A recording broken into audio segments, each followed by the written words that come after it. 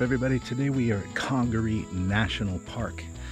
This is a national park that is just outside of Columbia, South Carolina, and it's a 41 square mile park that is full of all kinds of nature. And there's actually, what's really great about this place is that there's an ancient tree hardwood forest here, and today we're walking along the Boardwalk Trail. This is a pretty easy 2.6 mile loop, and it's supposed to take us through part of this hardwood ancient tree area. So we're just going to keep moving and see what we see.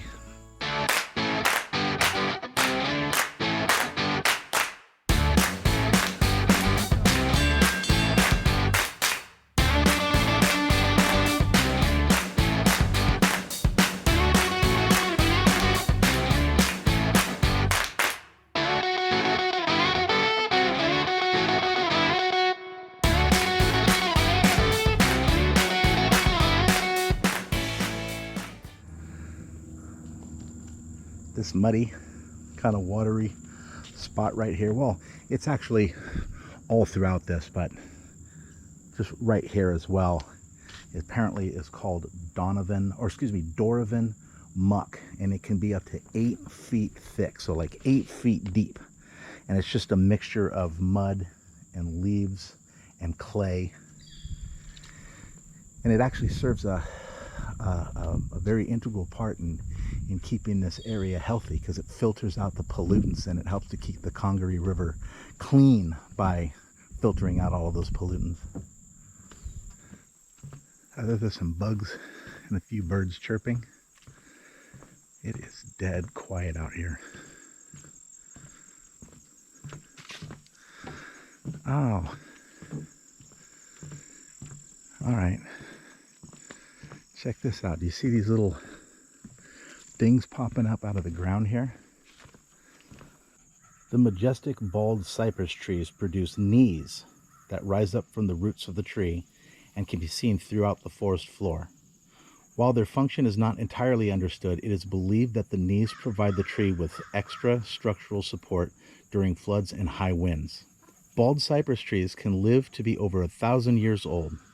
Historically, the Catawba and Congaree tribes used bald cypress wood for canoes because it was easy to work with and durable. So this section here is considered to be part of the old growth forest.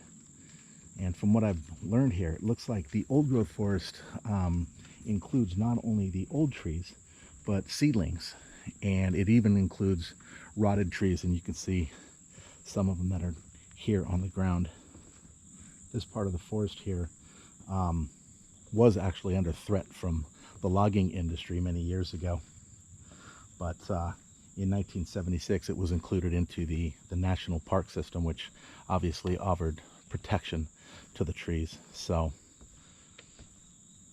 what's interesting about this area too is that all the dead logs and all the trees and everything that are out here provide shelter and food and nutrients to a lot of the species of animals that live in this area. This watery area right here is referred to as a gut or a slough. And basically what it does is it helps to disperse floodwaters throughout the entire floodplain in the event of an actual flood, and also helps to spread the nutrients throughout the forest as well. This tree that's lying right here is called a loblolly pine, and it was about 200 years old before Hurricane Hugo knocked it down in 1989. Because they had to cut it. You can see right there at the base, they had to cut it to clear the trail. And it looks like through cutting it, they were able to tell that it lived through forest fires and droughts and abundant rainfall. It's interesting that a tree can tell a story like that after it's been knocked over.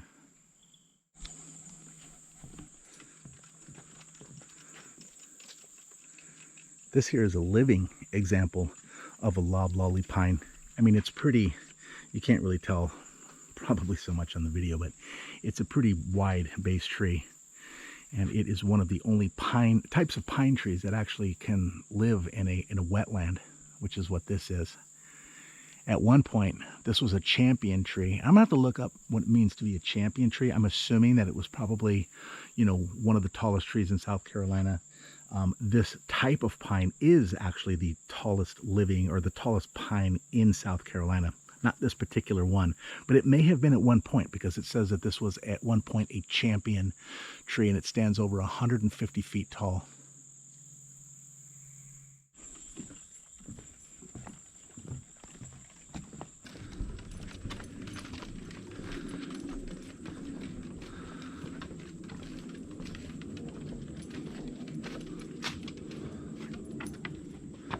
Huh.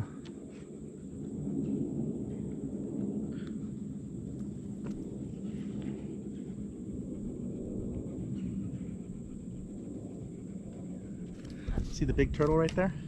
Yep. It's a big turtle. Looks like he's starting to swim down a little bit, but that's a pretty good sized turtle. And look up. Look, there's another one right there. Let me get over here. You see the size of the fish? Right here.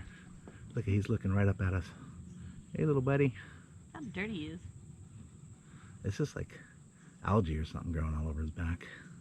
See the fish? Oh yeah. There's a bunch of pretty decent sized fish right down there in the water. I can see 1, 2, 3, 4, 5, 6, 7, 8, 9, 10, 11, 12. There's another one over there, 13. And there's that big spider. Yeah, tons of those big spiders.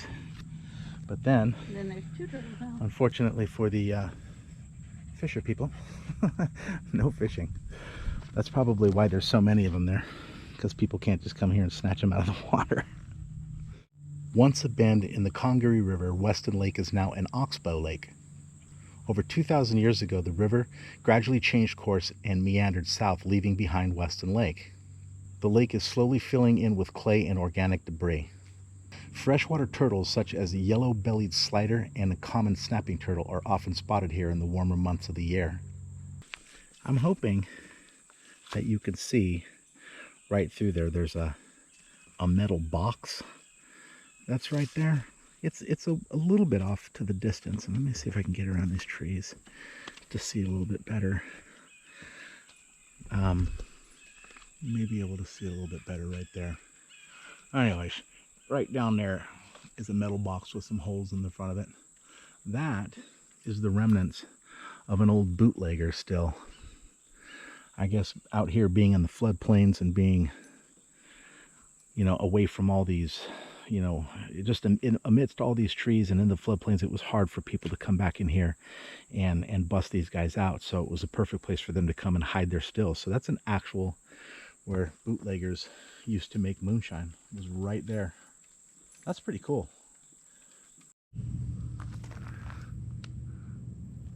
There's that. How close are you going to get in? Golden orb spider. That thing is, I mean, it's humongous. Do you see the little one above it? That's one of the males. That the male's that small and that big one's a female? Yeah, the males. Yes, honey, the males are like only, it said only males only be a half-inch long, but the females are quite a bit bigger. That thing is humongous. Why is that male? What's he doing? I don't know. Oh. Maybe he's here to get some action.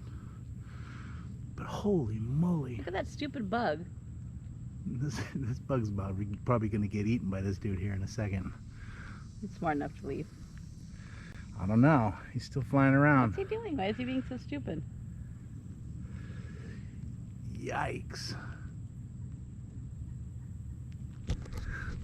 There was a guy that we were talking to on the trail. He says that he used to come out here jogging, and he'd be jogging along the trails, like not on the boardwalk part, but on the trails, and just run right into one of those webs, and he would just say he would stop and wonder where the spider was. Oh my God. I'd quit jogging. This here is the Congaree River. So that Congaree National Park, all that swampland that we were just looking at, and all that muck and that water and everything that was there, filters all of the pollutants out, and then it drains into this river here. It's a pretty mucky looking river as it is. To have a bunch of filtered water dump into it.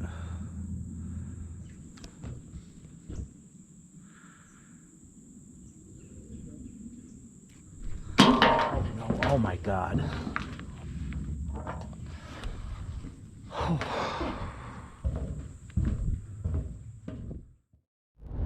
So we just left the Congaree National Park. It was a nice walk, 2.6 mile loop that what we did. It was called the Boardwalk Trail. There are several other trails within the park, some shorter, some quite a bit longer. The one we picked I thought was pretty cool. It was a nice easy walk and we got to see some pretty neat things while we were there. What did you think? Yeah, I thought it was nice. It's a nice way to spend it. Perfect weather, wasn't it? Yeah, the weather was really nice. So it made the walk a lot easier having perfect weather like that. But anyways, if you get the opportunity to go, I would definitely recommend going there because again, it's a beautiful park and there is some nice trails to be seen there. So yeah, go if you get the chance. And if you like our videos, please like and subscribe. We do try to put out a video at least twice a month, but our goal is to put out once a week.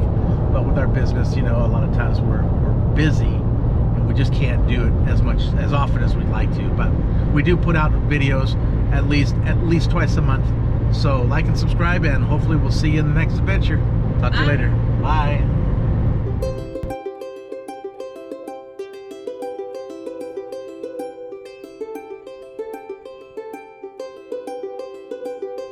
Thank you.